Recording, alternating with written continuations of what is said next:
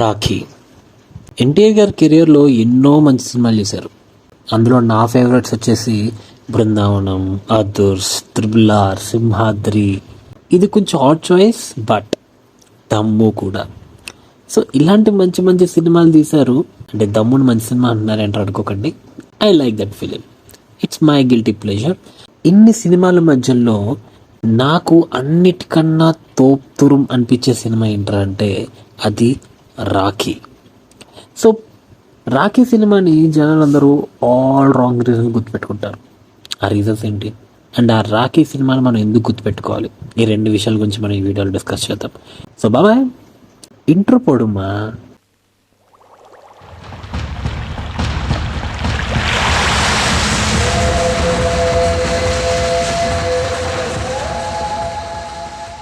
ముందుగా ఈ సినిమాలో ఉన్న రాంగ్ రీజన్స్ గురించి మాట్లాడేసుకుందాం. ఎందుకంటే అది చాలా సింపుల్, ఒకటే రీజను, అది వినాయిస్తే మిగిలినంత గుడ్డే. సో ఫస్ట్ ఆ రాంగ్ రీజన్ ఏంటో మాట్లాడేసుకొని దాన్ని పక్కన పడేసి ఈ సినిమాలో ఉన్న బ్యూటీ గురించి, the beauty of this film గురించి మనం మాట్లాడుకున్నాం. రెండు ఒకటే కదరా. సర్లే, అదేంటంటే ఎన్టీఆర్ గారి లుక్స్ అండ్ అండ్ ఫిజిక్. ఫ్రాంక్గా చెప్తే నేను మైనస్గా కన్సిడర్ కూడా చేయను, బట్ జనాలు చాలా వర్స్ట్గా ట్రోల్ చేస్తారు ఆ ఒక్క విషయాన్ని. నన్ను అడిగితే రీసెంట్గా వార్ 2 టైంలో ఒక ఎడిట్ పడింది, like Rakhi look and war 2 look రెండు కంపేర్ చేస్తూ. కానీ నాకు పర్సనల్లీ వార్ 2 కన్నా Rakhi look is way better. నేనేం ట్రోల్ చేయట్లేదు, నేను పర్సనల్గా చెప్తున్నాను. ఎందుకురా అంటే వెరీ సింపుల్. రాఖీ సినిమా స్టోరీకి, ఆ బ్యాక్గ్రౌండ్కి అండ్ క్యారెక్టర్కి ఆ లుక్ ఈజ్ యాప్ట్. ఆయన అలా ఉంటేనే మనలో ఒకడు అన్న ఒక నమ్మకాన్ని క్రియేట్ చేసింది నాకు ఆ సినిమా. నాకు ఆ సినిమా చూస్తున్నంతసేపు కూడా ఎన్టీఆర్ గారి లుక్స్ బ్యాడ్ ఉన్నాయి అన్న ఫీలింగే రాదు. ఇన్ఫ్యాక్ట్ అది మా మావయ్యనో మా బాబాయ్నో ఎవరో చూస్తున్నా అన్న ఫీలింగ్ వస్తుంది నాకు ఆ సినిమా చూస్తున్నంతసేపు. అంటే ఆ సినిమా వచ్చిన టైంకి నేను చిన్నపిల్లలు అనుకోండి. సో నాకు ఆ ఫీలింగ్ వచ్చింది, చాలా రిలేటబుల్గా ఫీల్ అయిన క్యారెక్టర్కి నేను. So yeah, the world of Rakhi. Krishna Vamsi గారి సినిమాలు అంటే పెద్ద పెద్ద సెట్లు, సెటప్లు లాంటివి ఏం ఉండవు. మనం థియేటర్ లోపలికి వెళ్ళకముందు ఏదైతే ప్రపంచాన్ని మనం చూస్తూ ఉంటామో అదే ప్రపంచాన్ని, అవే మనుషుల్ని పెద్ద తెర మీద మనకి చూపిస్తారంతే.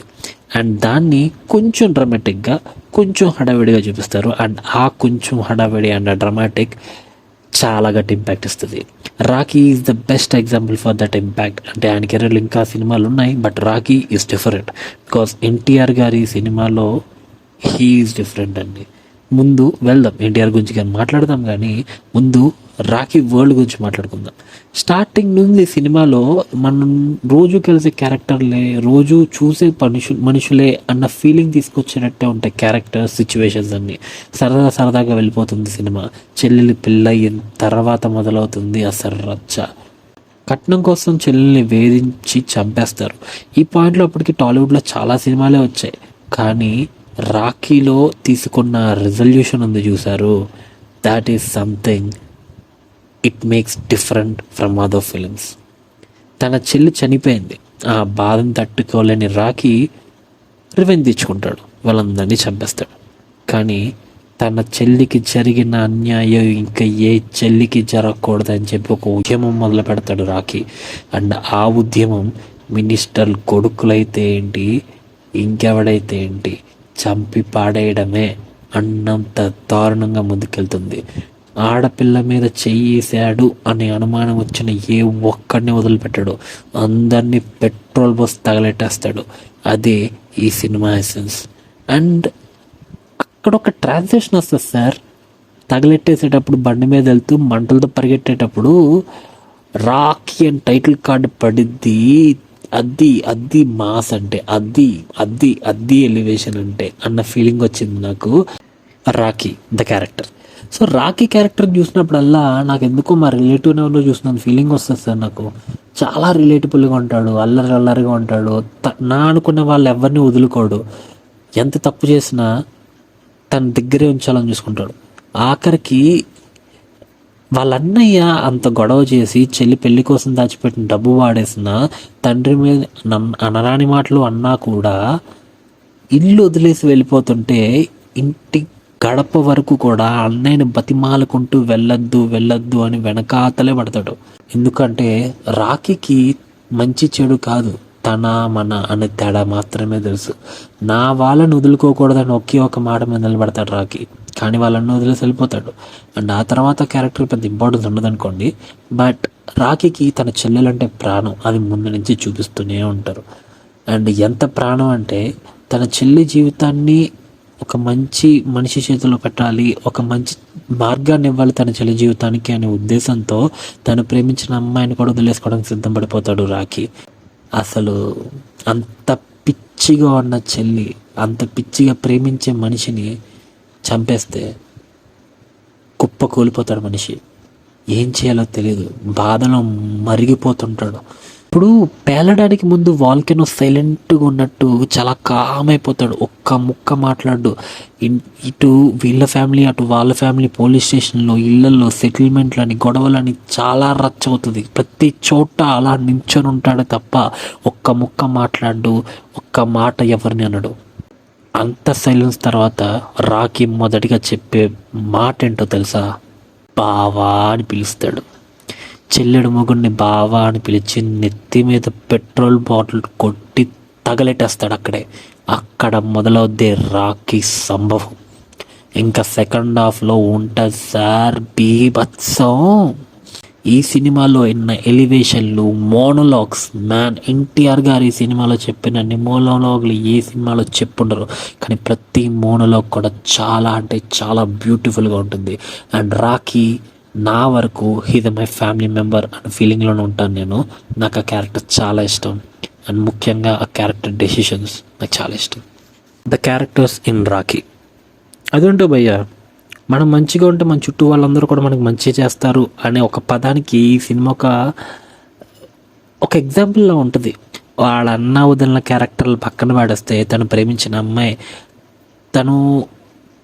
వాళ్ళని వదిలేసి వెళ్ళిపోయిన వాళ్ళ అత్త కూతురు అండ్ తన చుట్టూ ఉండే జనాలు ప్రతి ఒక్కరూ కూడా ఏదో ఒక పాయింట్లో రాకీకి సహాయం చేస్తూనే వస్తారు, రాకీకి తోడుగా నిలబడుతూనే ఉంటారు. ఆఖరికి తన్ని పట్టుకోవడానికి వచ్చిన పోలీస్ ఆఫీసర్ కూడా కూర్చుని 2 నిమిషాలు రాకీ ఇదంతా ఎందుకు చేస్తాడని చెప్పగానే నా కొడుకుని నీలా పెంచుతానయ్యా అని చెప్పేంత స్థాయికి వెళ్ళిపోతుంది అక్కడ situation. Rakhi characterisation is very simple. ఆడవాళ్ళ జోలికి ఎవడైనా వస్తే అని నేను తగిలేడేస్తా, అంతే, అంతకుమించి ఇంకేం లేదు. నా చెల్లికి జరిగినట్టు ఇంకే చెల్లికి జరగకూడదు అండ్ ఒక మైండ్తో బ్లైండ్గా వెళ్ళిపోతాడు రాకీ సినిమాలో సెకండ్ హాఫ్లో. అండ్ మోస్ట్ ఇంపార్టెంట్లీ మనం మాట్లాడుకోవాల్సింది సుహాసిని గారి క్యారెక్టర్ గురించి. అంతకు ముందు వరకు ఆవిడని మోస్ట్లీ నుంచి హీరోయిన్గా చూశాను అండ్ లేదా కొంచెం సాఫ్ట్ క్యారెక్టర్స్లో చూశాను, బట్ ఈ సినిమాలో ఆవిడ చాలా రఫ్ అండ్ టఫ్ ఉంటారు నిజంగా. షియాజీ షిండే సీన్లు అయితే హైలైట్. అసలు ఆ ఫేస్ ఆఫ్ సీన్స్ ఎన్టీఆర్ గారితో ఉండే సీన్ల కన్నా నాదర్ గారితో సుహాసిని గారి సీన్స్ చాలా అంటే చాలా బాగుంటాయి.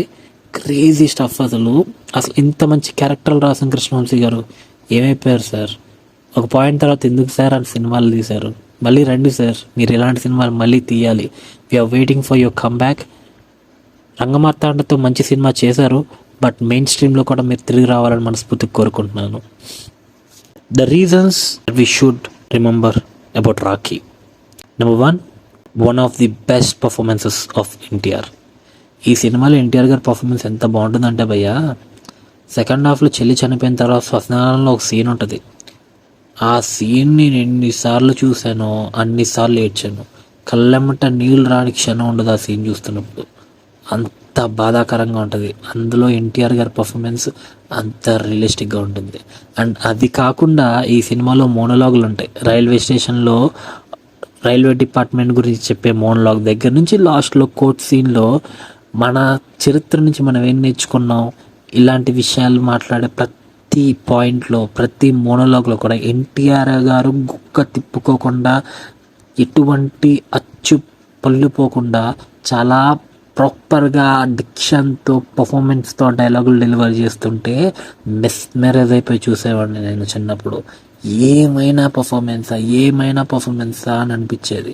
ఆ రేంజ్ పర్ఫార్మెన్స్ ఇస్తుంటే మీరేంట్రా లుక్కుల గురించి కొట్టుకుంటారు పిచ్చనా కొడకల్లారా అని అనిపిస్తుంది నాకు. సారీ, బ్యాడ్ వర్డ్ వాడేశాను, బట్ స్టిల్ ట్విట్టర్లో ఉన్న పెంటంతా ఇదే. కానీ ఆ బ్యూటిఫుల్ పర్ఫార్మెన్స్ ముందు ఇది అసలు లెక్క కే కాదని అడిగితే these are the reasons that we should remember about Rakhi. And మనం రోజు చూస్తూనే ఉంటాం, ఎక్కడో చోట ఏదో ఒక మూల ఎవటో ఒకడు ఇలాంటి పనులు చేస్తూనే ఉన్నారు. అలాంటి వాడిని తగలబెట్టేయడానికి ఒక రాఖీ ఉండాలి. ఇది మీకు ఎలా అనిపించిందని చెప్పండి. నేను మాత్రం హార్ట్ఫుల్గా మాట్లాడాను. మీకు ఇది హార్ట్ఫుల్గా అనిపించిందా లేదా ఫ్లోలో మాట్లాడేసాను అనిపించిందా? కామెంట్ సెక్షన్లో చెప్పండి. Meet in the next video. This is just